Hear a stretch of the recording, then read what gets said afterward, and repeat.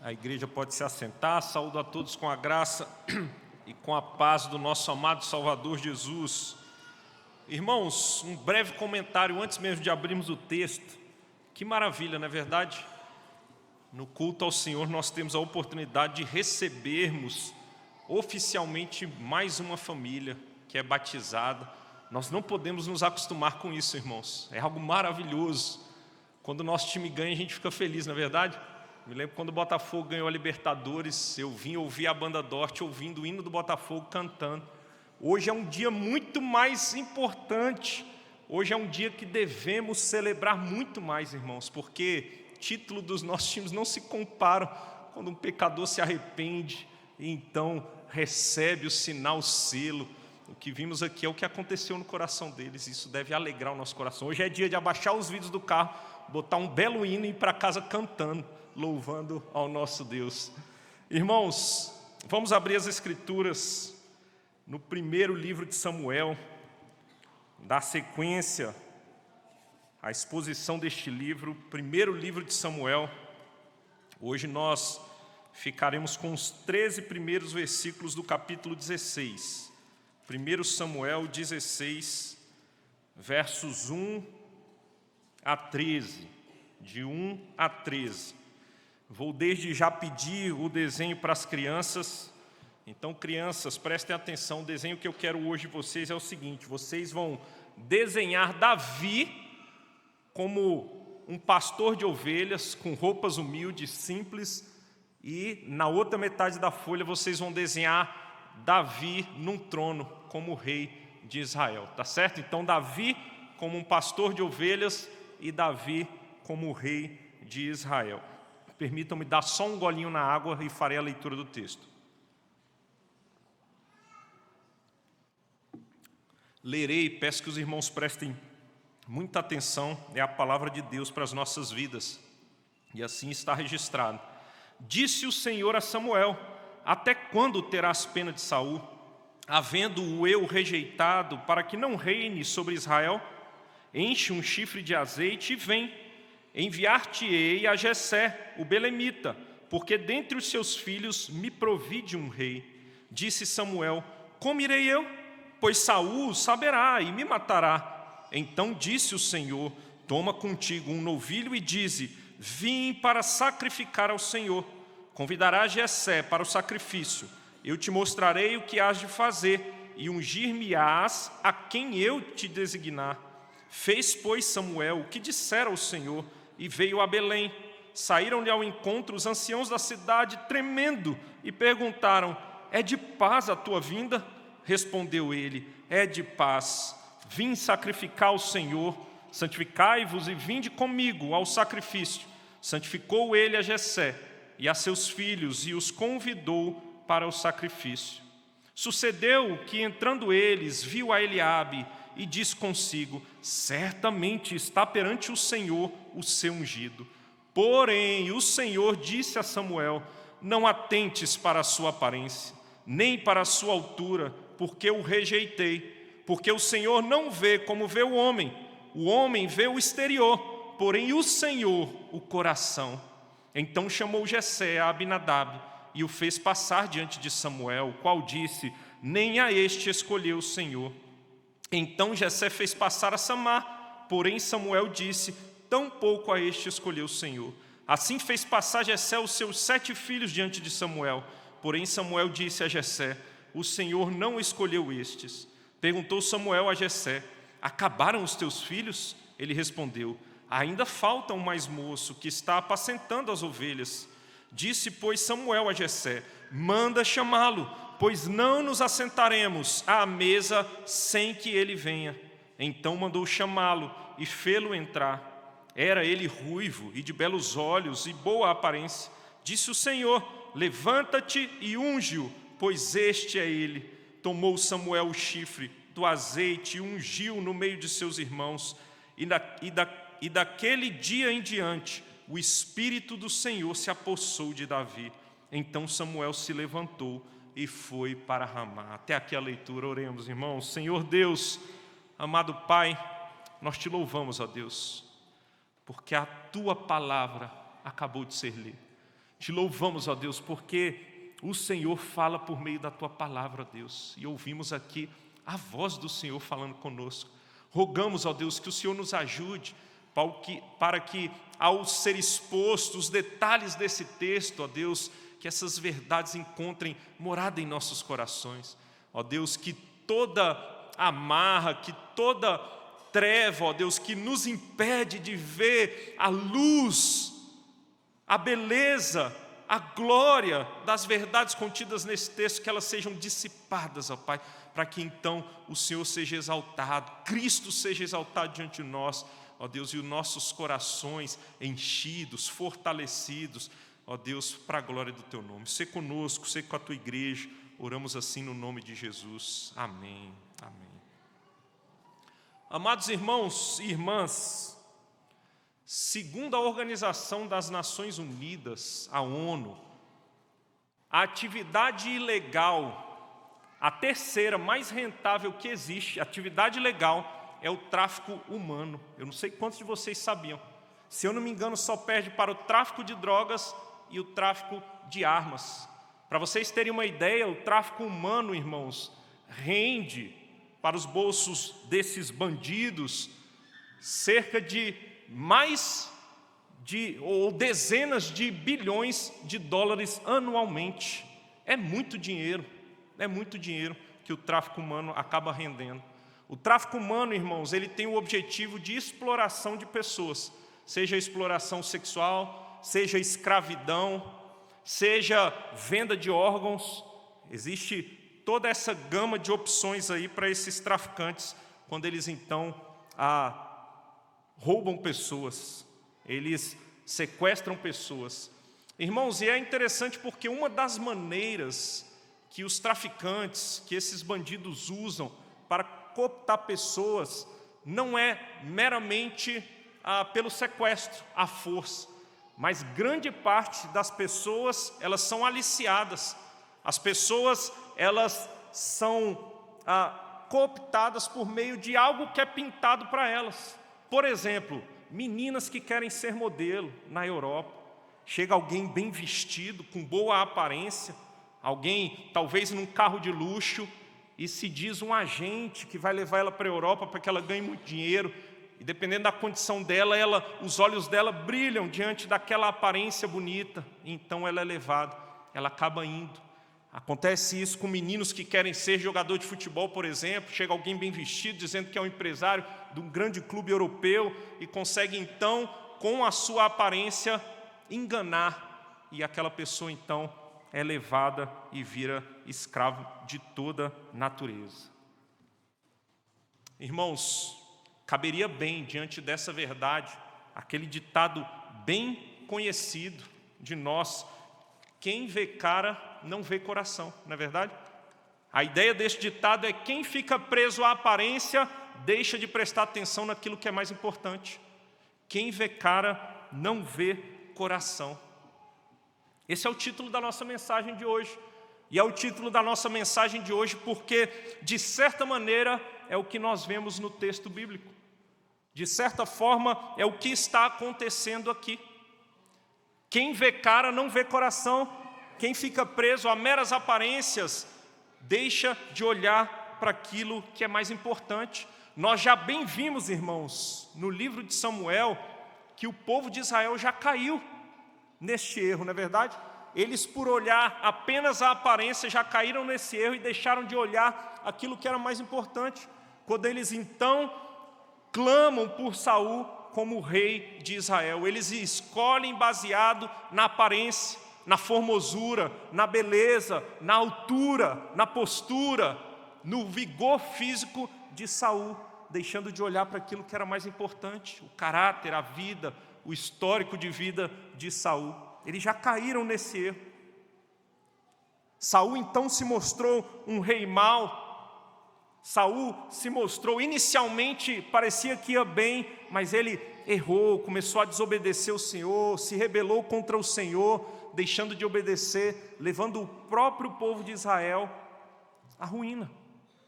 Porque quando um rei se desvia dos caminhos do Senhor, é natural que o povo também se desvie. Quando um rei se desvia dos caminhos do Senhor, e nós vamos ver isso muitas vezes, ainda no livro de Samuel, nós vemos isso nas escrituras, quando o reino de Israel se divide. Reis maus sempre levaram Israel ou Judá à ruína. E aqui não está acontecendo diferente. Saul está levando o povo à ruína. O cenário é caos. O povo está com medo por causa das tomadas de decisões e da rebeldia de Saul. E é aqui, neste momento, que nós entramos então no capítulo 16, que nós lemos. E o que o texto mostra para nós, irmãos, é que, diferente de nós, seres humanos, Deus enxerga de uma forma diferente. Deus, Ele enxerga além do que nós vemos. Deus enxerga de maneira muito mais profunda que nós vemos. Deus não fica impressionado com a aparência. Deus conhece coração. Deus vê bem além. E diante dessa verdade, então, nós dividiremos o texto, esses 3 versículos, em 3 partes. Nós veremos a visão graciosa de Deus na primeira parte. Em segundo lugar, nós veremos a visão apurada de Deus. E em terceiro e último lugar, nós veremos a visão surpreendente de Deus. Então vamos ficar com o primeiro ponto, a visão graciosa de Deus. Nós vemos isso dos versos 1 a 5. Olhem aí o texto novamente, irmãos. Diz assim o início: Disse o Senhor a Samuel: Até quando terás pena de Saul, havendo-o eu rejeitado, para que não reine sobre Israel? Enche um chifre de azeite e vem, e enviar-te-ei a Jessé, o belemita, porque dentre os seus filhos me provi de um rei. Olha só que maravilha o que nós temos diante de nós. E a primeira coisa que eu gostaria que vocês tivessem em mente bem claro é que o cenário de Israel neste momento era um cenário caótico, de um rei mau que estava se desviando grandemente do caminho. O povo vivia tenso. Aqueles que eram mais sóbrios pensavam: logo Deus vai pesar a sua mão sobre nós por causa desse rei. Esse era o cenário de Israel. Deus havia rejeitado, é o que o texto diz para nós, Deus rejeitou Saul para que não reinasse mais sobre Israel. Mas enquanto ele era rei e sendo rejeitado por Deus, imagine a atenção do povo, irmãos. Qualquer hora vai vir chumbo grosso da parte de Deus, e nós vamos todos sofrer por causa de Saul. Fora aqueles que provavelmente seguiam os passos do rei e estavam cometendo também pecados, se desviando do caminho do Senhor. Ele havia sido rejeitado. Se vocês prestarem bem atenção, olha aí o versículo de número 4, o que vai dizer: Fez, pois, Samuel o que dissera ao Senhor, e veio a Belém. Ele foi a Belém. E olha só o que o texto diz: Saíram-lhe ao encontro os anciãos da cidade, tremendo, e perguntaram: É de paz a sua vinda? Imaginem só vocês o que estava passando no coração dos anciãos, dos líderes ali em Belém. O que eles estavam pensando? O profeta está vindo em direção de Belém. O profeta chegou. O rei cometendo todos esses pecados, certamente vai vir uma profecia de juízo. Certamente agora nós estamos enrascados. É por isso, irmãos, que eles tremem. Eles tremem nas bases pensando: e agora nós estamos perdidos. Vai vir uma profecia de juízo. Deus vai pesar a mão sobre nós. Por isso, trêmulos, eles perguntam: é de paz a vinda a sua vinda, Samuel? É de paz a sua vinda? Se nós lembrarmos bem, no capítulo 13, verso 10, nós já vimos Samuel vindo à cena com a profecia de juízo. E também no capítulo 15, verso 13. Então eles imaginam: vai se repetir e vai vir juízo sobre nós. Samuel, irmãos, ele tinha uma espécie de uma pena de Saul. Talvez essa pena fosse um tanto quanto pecaminosa. Nós vimos no final do capítulo 15, o último versículo, versículo de número 35, diz assim: Nunca mais viu Samuel a Saul até o dia da sua morte, porém tinha pena de Saul. O Senhor se arrependeu de haver constituído Saul rei de Israel. Então ele tinha pena. O verso 1 vai mostrar novamente: Até quando terás pena de Saul, disse o Senhor, tendo eu rejeitado. Então ele tinha uma espécie de pena, irmãos. Talvez misturado ali com pecado, mas precisamos levar em consideração algo em relação a Samuel.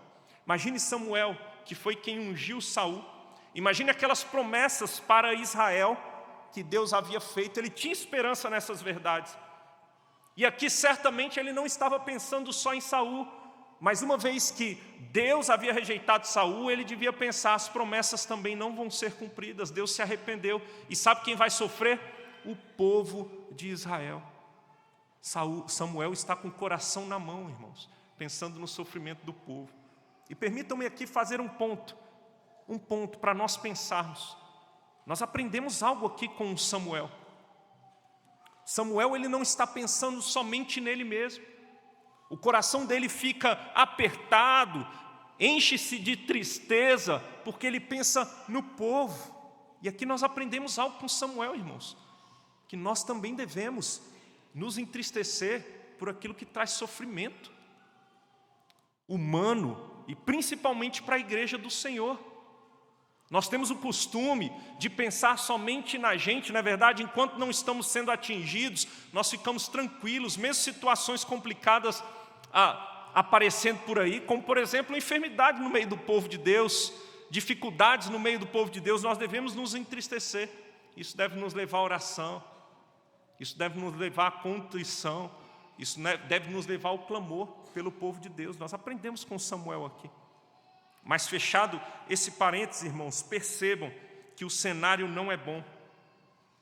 Percebam que há uma tensão no meio de Israel. Mas, irmãos, Deus é gracioso. Deus é gracioso. E desta vez Ele está usando Samuel para trazer uma mensagem de esperança, uma mensagem graciosa. Graciosamente, irmãos, a mensagem de Samuel é que Deus proveu um rei entre os filhos de Jessé. Não é uma mensagem de juízo, mas uma mensagem de graça e esperança para o povo de Israel, mesmo em meio ao caos, mesmo em meio a esse cenário. Deus é gracioso. É interessante, irmãos, e aí voltem para o versículo de número 1, vai dizer assim: havendo eu rejeitado para que não reine sobre Israel, enche um chifre de azeite e vem, enviar-te-ei a Jessé o belemita, porque dentre os seus filhos me provi de um rei. O Senhor se proveu, o Senhor providenciou. E é interessante, irmãos, que este verbo, me provi, o Senhor proveu, é o mesmo verbo utilizado para quando Ele diz que viu, que Ele vê diferente dos homens. É como se Ele estivesse dizendo: eu vi um rei, e Ele viu e providenciou, levantou. Eu vou agir em relação a esse rei que eu vi e vou levantá-lo para ser rei de Israel. Há uma mensagem graciosa de esperança, irmãos. Pela graça, Deus está renovando a esperança de Samuel. Pela graça, Deus, de certa maneira, logo logo o povo vai perceber que a própria esperança do povo está sendo renovada. Deus é gracioso, irmãos. O cenário era de caos, mas Deus pode mudar a situação, porque Ele vê além do que nós vemos. Irmãos, é precioso nós entendemos essas verdades. Sabe por que é precioso? Porque assim como o povo de Israel, assim como Samuel sofria, nós também sofremos nesse mundo. Nós estamos num mundo caído e não podemos perder isso de vista. Esse mundo é marcado pelo pecado. As pessoas têm natureza má. Há diversas coisas, irmãos, consequências do pecado que trazem sofrimento a esse mundo. E quem de nós aqui não sofre em certa medida ou em alguma medida? Em alguns momentos da vida os sofrimentos são mais amenos, em outros momentos há sofrimentos mais profundos.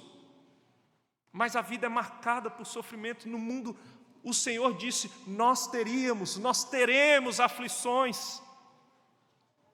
Mas irmão, irmã, deixa eu dizer uma coisa, baseado nessa verdade, nós não podemos viver e agir por aquilo que nós vemos. Nós devemos crer que há um Deus que vê além do que nós vemos. E esse Deus, Ele não deixa de agir, Ele está o tempo todo agindo. Com sua mão poderosa, Ele está fazendo coisas que hoje nós não vemos. Mas há promessas gloriosas nas Escrituras de que todas as coisas culminarão na glória do Senhor, redundarão em glórias ao nome do Senhor, e nós precisamos crer nessa verdade. Por mais que o cenário seja caótico diante dos nossos olhos, nós precisamos crer. Deus, Ele está agindo. Deus vê além do que nós vemos, e Ele compartilha coisas do que Ele vê a partir da sua própria Escritura. Você crê na verdade de que todas as coisas, absolutamente todas, estão cooperando para o seu bem, você que ama o Senhor? Por mais que você não entenda, eu estou sofrendo, a corrupção está se instaurando e crescendo cada dia mais. Parece que uma guerra está em iminência, está às portas, pode acontecer a qualquer momento. E meus filhos, eu tenho família. E a crise econômica que está batendo a porta.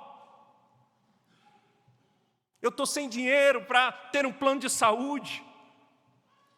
Sei lá qual é o caos que você está vivendo. Eu queria dizer para você que Deus diz, e Ele vê além do que nós vemos, que todas as coisas cooperam para o bem daqueles que amam a Deus. Nós precisamos crer. Crer, irmãos, nessas verdades que enchem o nosso coração de esperança. De fato, no mundo nós passaremos por aflições, mas tem de bom ânimo. O Senhor venceu o mundo. Nós precisamos crer no que o Senhor diz. Não viver por vistas, mas por fé nas promessas e na ação do Deus Todo-Poderoso, que está cumprindo os seus propósitos eternos. Qual é a luta que você tem passado? Qual é o medo que tem tomado seu coração? O problema é de saúde? É um diagnóstico complicado? É o aviso prévio que você está cumprindo? Qual é a notícia que tem trazido desespero para o seu coração? São as tensões entre as grandes potências mundiais? São as tomadas de rota equivocadas do presidente da República? Ou do judiciário brasileiro que tem te trazido medo? E agora o que vai acontecer? Olha a besteira que eles estão fazendo. Vamos ser tarifados e como eu vou pagar as contas? Eu vou ter que baixar o padrão de vida, como eu vou viver? O que tem te trazido medo? Nós não devemos viver por vistas, irmãos, mas por fé, naquele que age, está agindo o tempo todo. Por mais que diante de nós esteja o caos, o Senhor não vê como nós vemos. E Ele vê, e Ele tem uma visão graciosa, e Ele vai revelando a nós, e nós devemos ficar com o que Ele já revelou na sua palavra. Creia nessas verdades e seja animado. Creia nessas verdades e viva com esperança, com viva esperança. Lembre-se que o maior dos nossos inimigos já foi vencido, a morte. Lembre-se que a condenação que deveria cair sobre nós, a dívida que nós tínhamos já foi aplacada, já foi paga, e nós temos salvação. Não há sofrimento no tempo presente que pode ser comparado com a glória que será revelada em você, em nós. Isso deve animar o nosso coração para encarar a vida com grande esperança. Creiamos, irmãos, nessa visão graciosa do nosso Deus. Mas percebam que o texto não para por aqui. Nós vemos que Samuel tem uma espécie de medo, mas Deus o encoraja. Fala para ele pegar um cordeiro para levar para sacrificar um novilho, e ele vai. Algumas pessoas acham que Deus estava pedindo para Samuel mentira aqui. Não, não é mentira nenhuma, viu, irmãos? Ele foi para sacrificar mesmo. Vai para sacrificar. Se perguntaram o que você foi fazer, você foi sacrificar. É mais ou menos a mesma ideia do que Jesus faz quando Ele diz, ainda não falem quem eu sou. Para aqueles que Ele cura, para aqueles que Ele salva, ainda não chegou a minha hora. Não é que Ele está escondendo algo, é porque vai ter um momento de dizer aquela coisa. Tem um momento certo. Então é isso que Ele está fazendo aqui. Então Samuel vai. E a partir então, irmãos, do verso de número 6, nós vamos ver a visão apurada do Senhor, de Yahvé. Olhem aí para o versículo de número 6. Eu vou pedir para que vocês leiam versículos 6 e 7. E o verso 7 é um verso-chave dessa perícope para nós, tá bom? Podem ler no 3. 1, 2, 3, podem ler.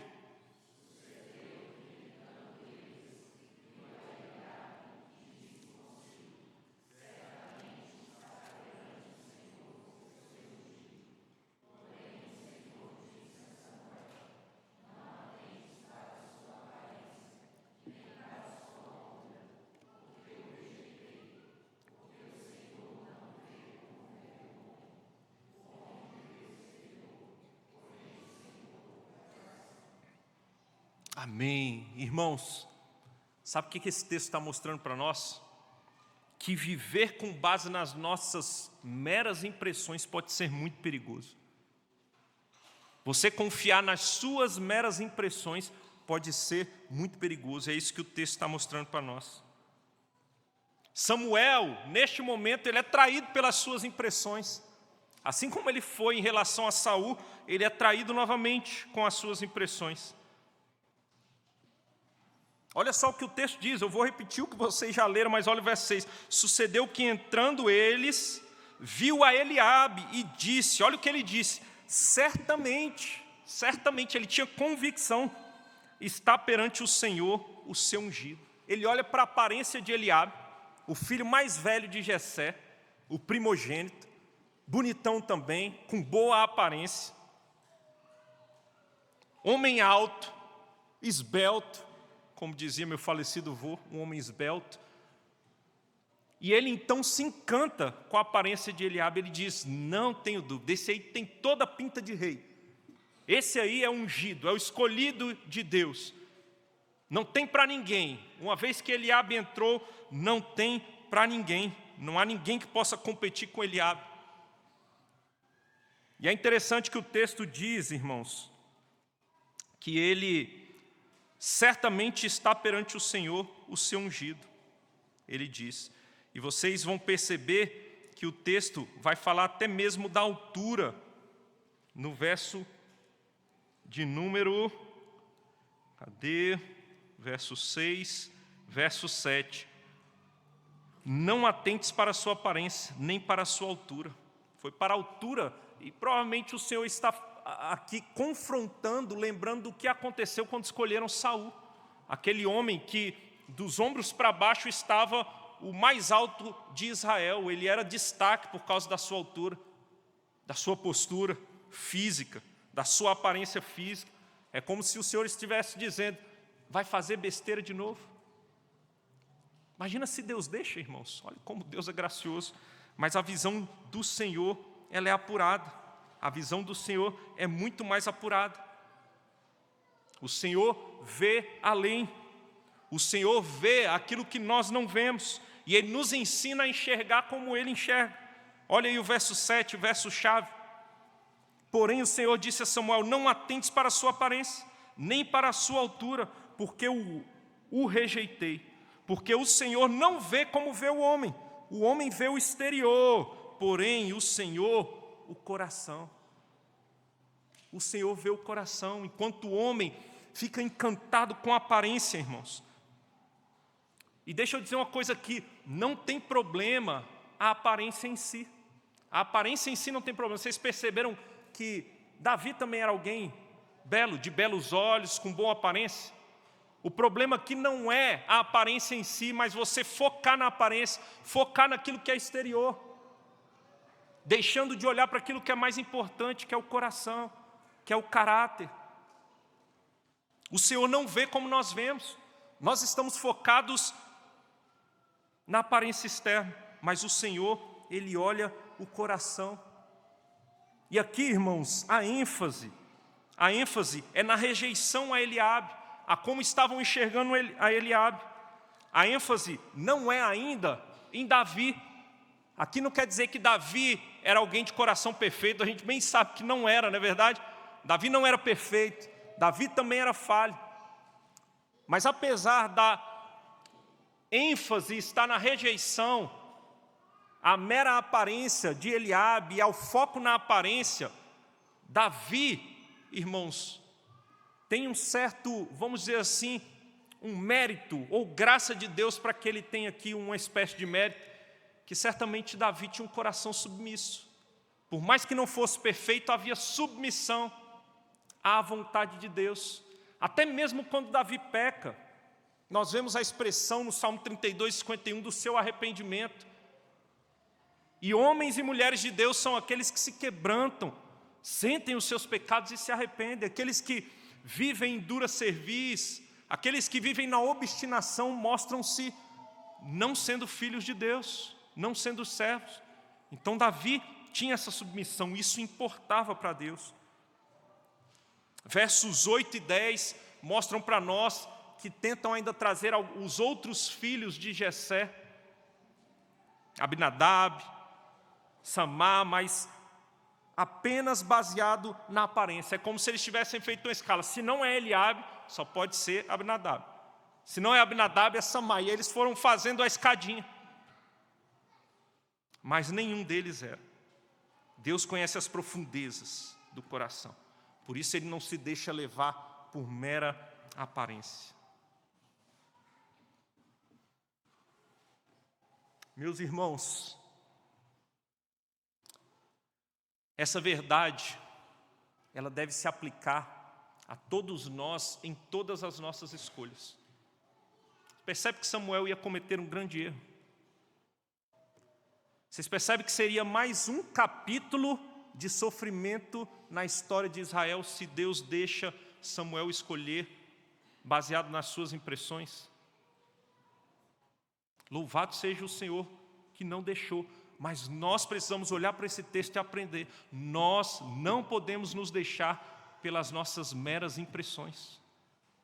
Em tudo aquilo que nós fazemos e temos que fazer escolhas na vida, não podemos ficar presos apenas à aparência.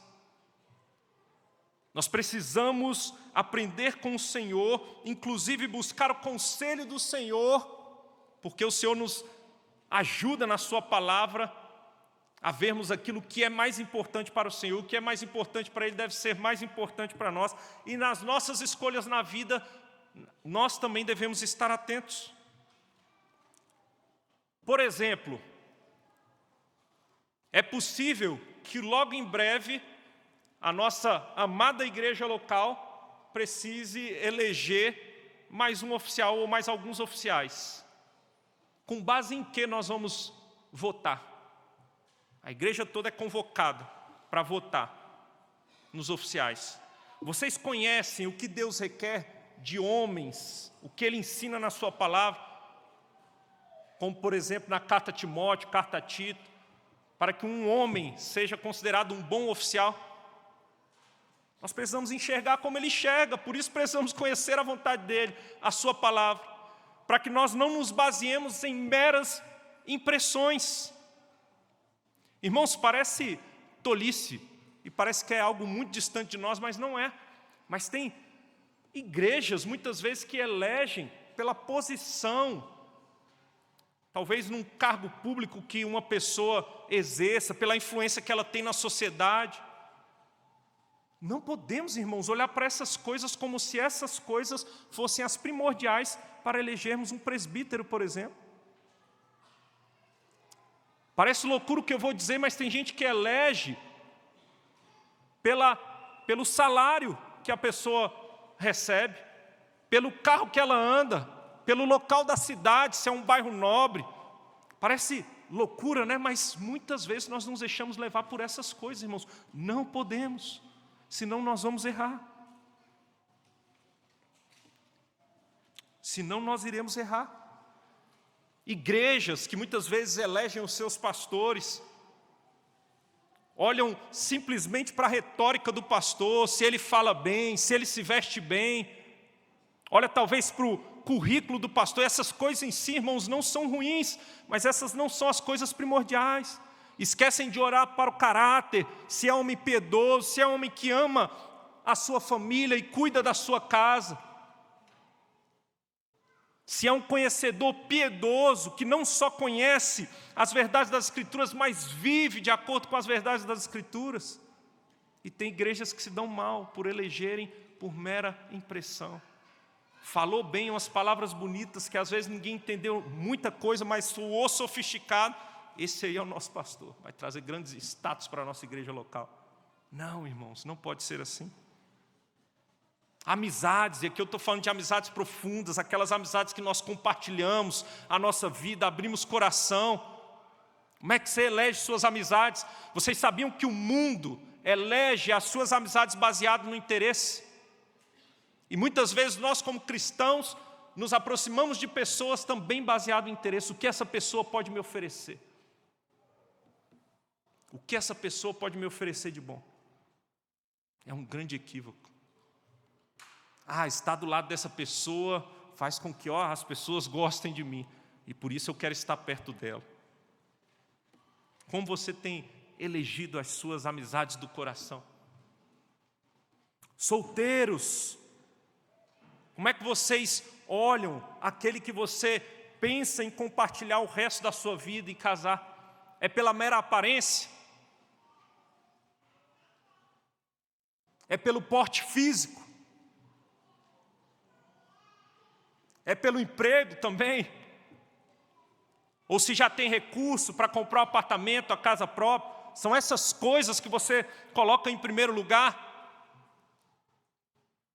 Ou você vê se é crente de verdade? Ou você vê se ama o Senhor? Ou você pergunta para a liderança da própria igreja, né? E aqui eu estou considerando que você não está nem de olho nos descrentes. Misericórdia se isso estiver acontecendo. Como é que você olha a pessoa com quem você quer compartilhar a sua vida? É pela mera aparência? É por status? Irmãos, eu me lembro, e aqui eu conto com vergonha o que eu vou contar, mas eu me lembro que, se eu não me engano, era ano de 2014 ou 2013. Eu não era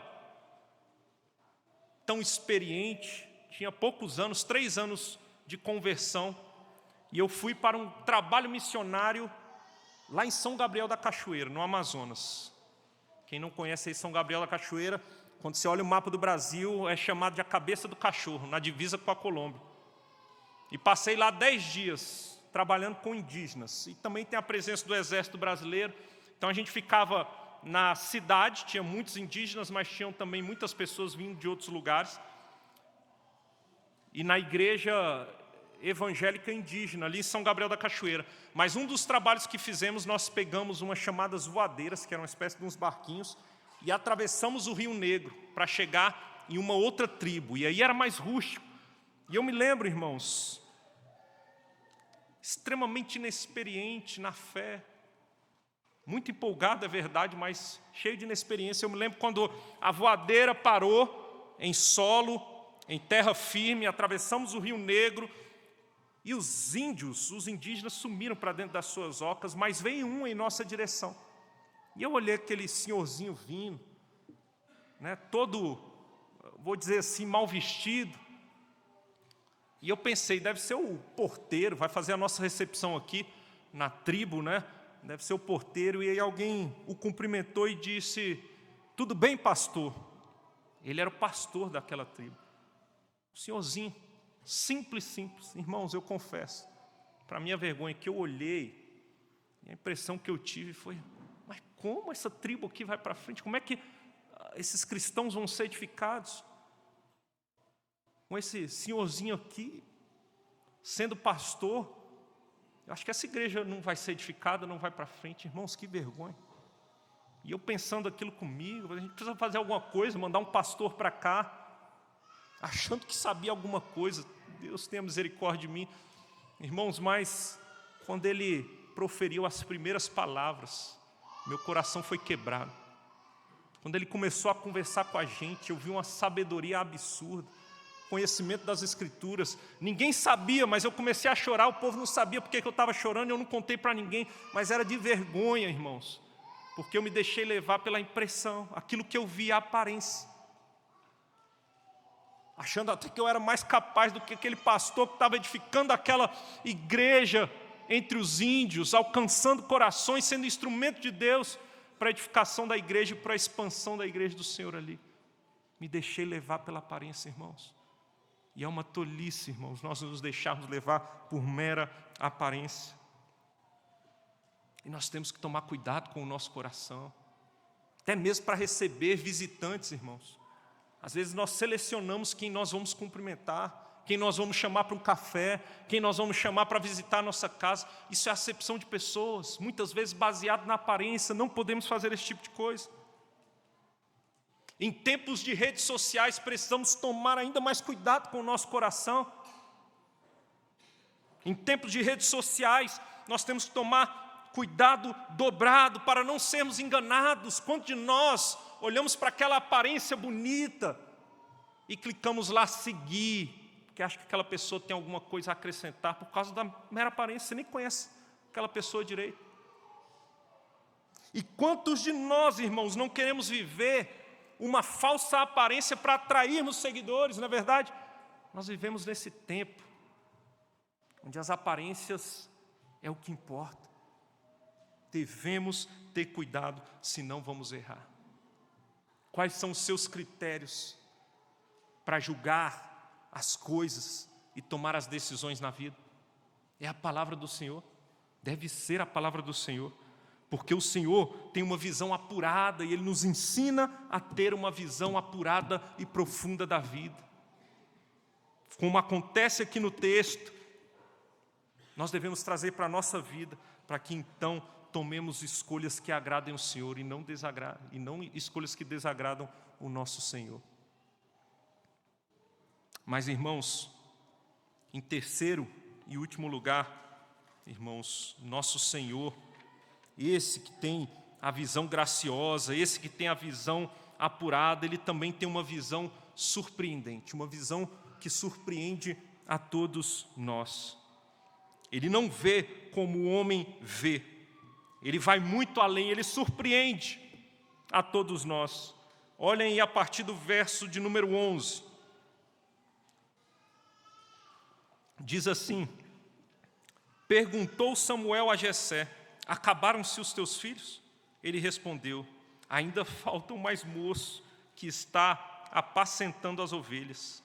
Disse, pois, Samuel a Jessé: manda chamá-lo, pois não nos assentaremos à mesa sem que ele venha.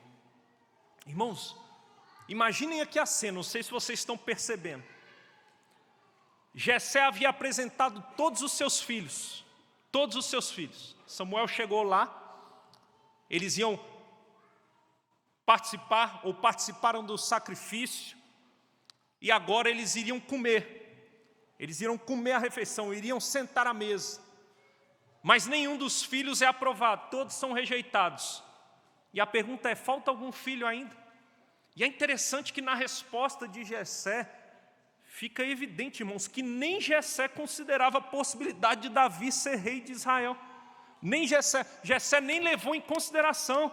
Jessé deixou ele lá no meio das ovelhas, tendo a convicção, Jessé também tinha convicção como Samuel teve, que entre os seus filhos, Davi não seria escolhido de maneira nenhuma. E a pergunta de Samuel é: não é possível, tem mais algum filho? E ele disse: tem. E eu não sei se vocês perceberam outra coisa, mas até antes do verso 13, nem o nome dele é citado.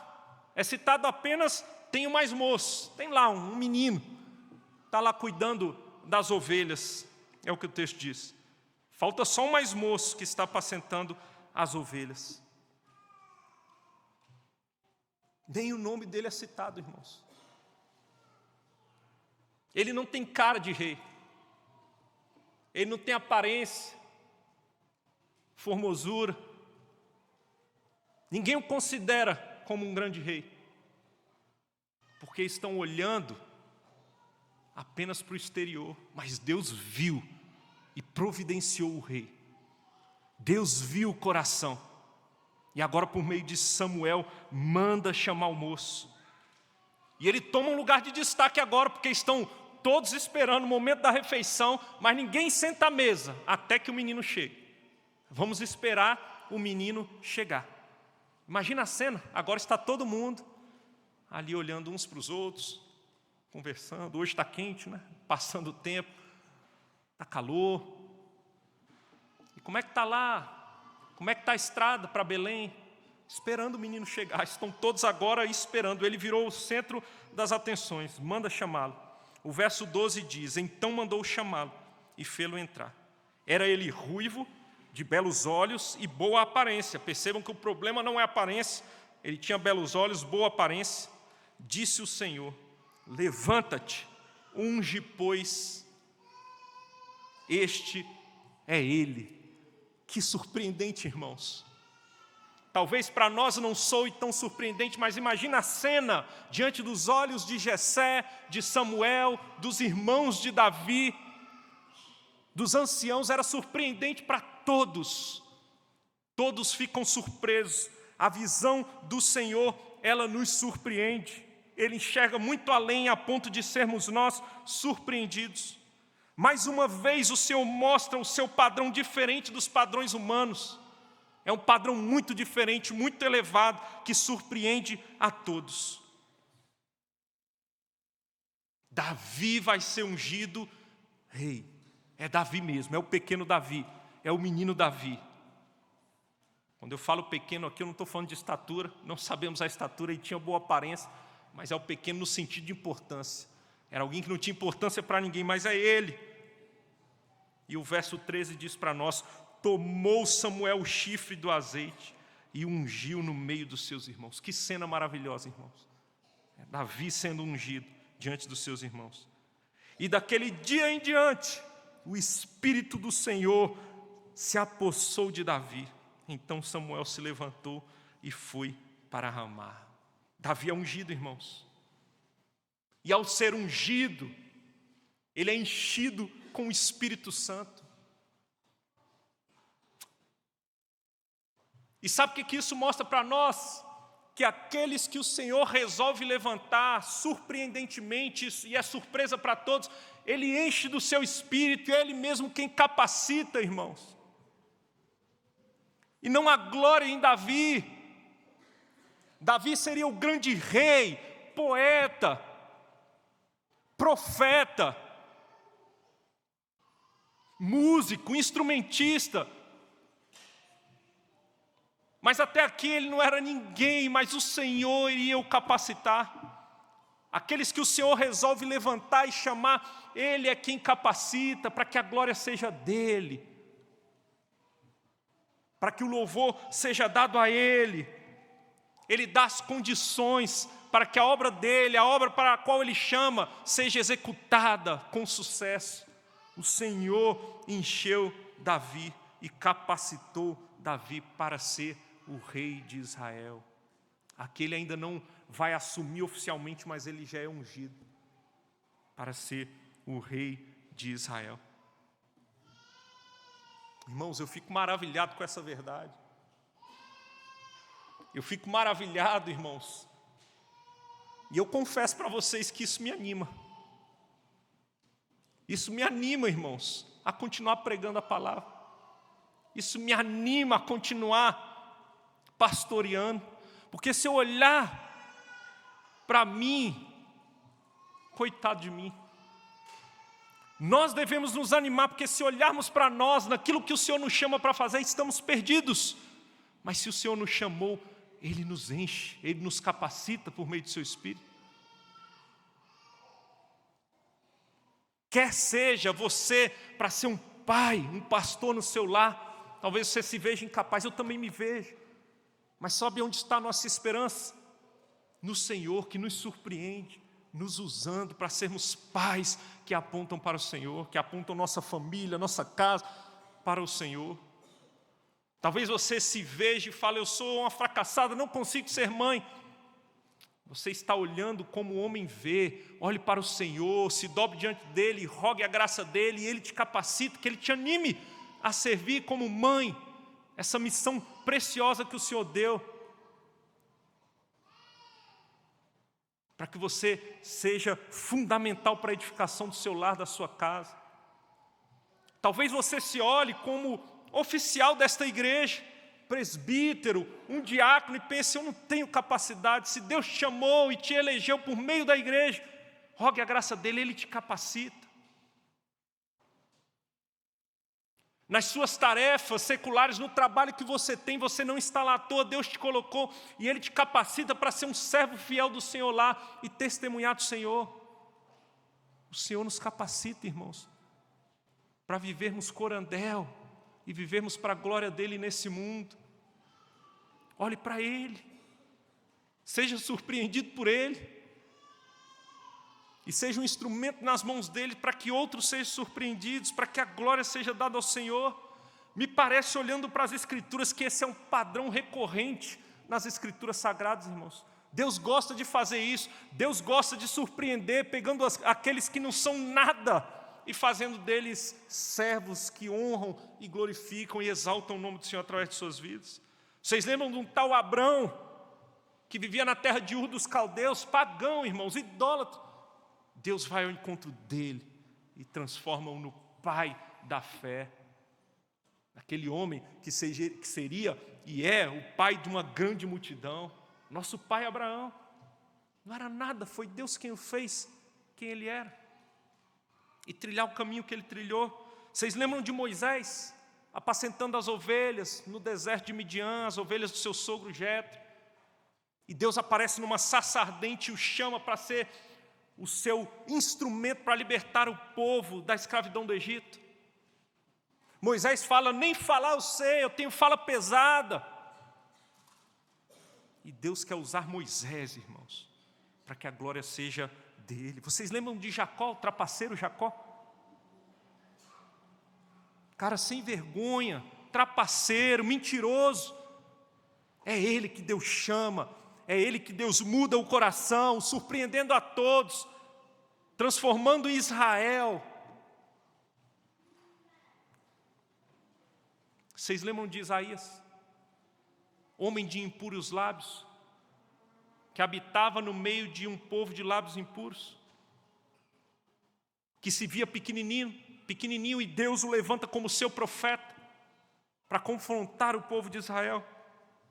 Vocês lembram de Pedro, André, João e Tiago, à vista de muitos meros pescadores, mas que são chamados pelo Senhor Jesus para serem pescadores de homens, seus apóstolos, aqueles que caminhariam com Ele e continuariam a obra que Ele iniciou. Vocês lembram de Saulo de Tarso? Perseguidor da igreja, homem de coração obstinado, mau, que matava cristãos. É ele que Deus pega e surpreende a todos, transformando no grande plantador de igrejas e pregador, proclamador do Evangelho. Talvez o maior depois do Senhor Jesus, mas pela graça de Jesus, Deus continua fazendo isso, irmãos. Pegando homens e mulheres pequenos como eu e como você. E Ele chama. Nós não temos valor em nós mesmos, mas Ele nos chama para sermos seus servos, para a função que Ele tem para nós exercermos como cristãos, arautos nesse mundo, como testemunhas dEle nessa terra. Ele nos chama e Ele nos capacita para servirmos Ele. Ele continua nos chamando, irmãos, nos surpreendendo e surpreendendo através de nossas vidas, mas nós precisamos olhar para Ele. E essa é uma aplicação cabível do texto. Mas deixa-me caminhar para o final, irmãos, e dizer uma coisa. Essa não é a grande aplicação do texto. Ela é cabível, mas ela só é possível porque há a grande aplicação do texto. E a grande verdade, que Deus surpreende, a visão dEle é surpreendente. E sabe como é que Ele fez? E Ele surpreendeu a toda a humanidade. Quando Ele enviou o seu Filho amado, o Filho de Davi. Sabe por que nós podemos ser chamados, usados por Deus, enchidos do Espírito? Porque antes que mundo houvesse, Ele resolveu na eternidade fazer um plano. O Deus triuno, onde Ele enviaria seu Filho, e na plenitude dos tempos o seu Filho veio. Surpreendeu a todos, irmãos, quando Ele encarna. Todos foram surpreendidos posteriormente, porque olhavam para Ele e o desprezavam. Davi aqui é um tipo de Cristo, porque Cristo foi desprezado.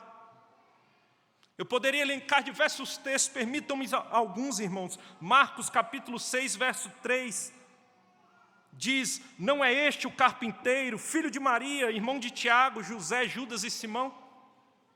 É o questionamento. Estão dizendo que esse é o Cristo, mas ele não é o carpinteiro? Uma pessoa comum, filho dos meninos que a gente via aqui na rua. Mateus 11:19, eis aí o glutão e bebedor de vinho, amigo de publicanos e pecadores, é o que dizem acerca de Jesus. Olha como enxergavam Jesus. João 7,41, porventura o Cristo virá da Galiléia? De Nazaré pode vir alguma coisa boa. A gente sabe que ele nasceu em Belém, mas viveu ali em Nazaré, na Galiléia. Então perguntam, pode vir alguma coisa? Pode vir o Cristo da Galiléia? Mateus 27,42, escarnecem do Senhor na cruz, dizendo, salvou os outros, a si mesmo não pode salvar-se. É como olhavam para Jesus. Olha aí, pendurado na cruz, pode fazer nada. 1 Pedro 2,4 diz que ele foi a pedra rejeitada pelos construtores. Rejeitaram o Senhor Jesus. E diante de muitos outros textos, irmãos, permitam-me lembrar o texto que nós lemos hoje na liturgia. Isaías 53, vou ler apenas versos 2 e 3. Ele não tinha aparência nem formosura. Olhámo-lo, mas nenhuma beleza havia que nos agradasse.